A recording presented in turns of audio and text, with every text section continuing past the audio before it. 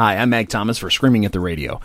The state of Oregon is the next state in line to go after law-abiding gun owners in an effort to prevent gun-related crime, which makes perfect sense since law-abiding gun owners don't commit gun crimes, but that's apparently beside the point.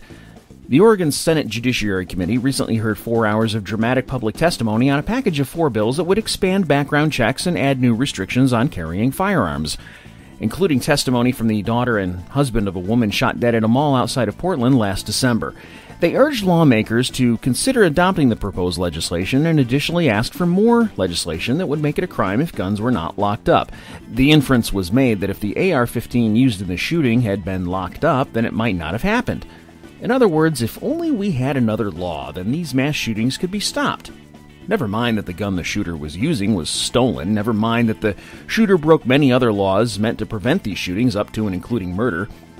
What we are seeing in Oregon is merely a repeat of what we've seen in other states like Colorado, New York, Maryland, and Connecticut, where progressive politicians are desperate to air fingers quotes do something, but the something they do never seems to be aimed at the people who commit gun violence. One bill before Oregon lawmakers would prohibit gun owners from openly carrying weapons in public buildings. What criminal is casually walking around public buildings openly carrying a firearm? Only law-abiding citizens, police, and security officers do that. Criminals keep them hidden until they start shooting. So this bill isn't going to protect citizens from criminals as much as it protects criminals from citizens. Another bill requires criminal background checks for private gun sales or transfers and requires concealed handgun applicants to take a safety course and pass a proficiency test. So how does that make society safer from criminals with guns?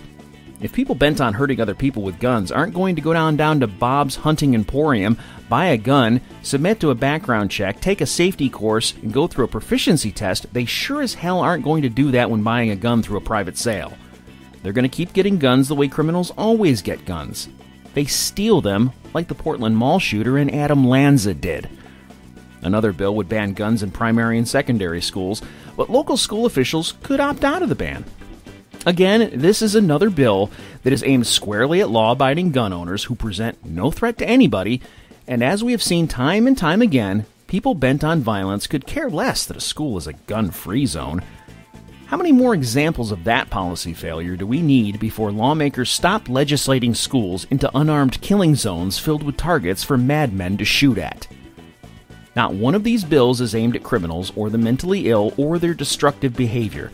Each one of these bills does nothing more than restrict the ability of law-abiding citizens to defend themselves, just so a bunch of liberal politicians can thump their chests and proclaim that they did something, even though that something does nothing to actually fix the real causes of gun violence.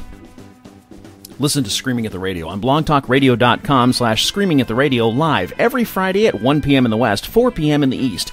You can also listen anytime on demand or download the free podcast from iTunes. Check out our website at screamingattheradio.com or on facebook.com/Screaming at the Radio.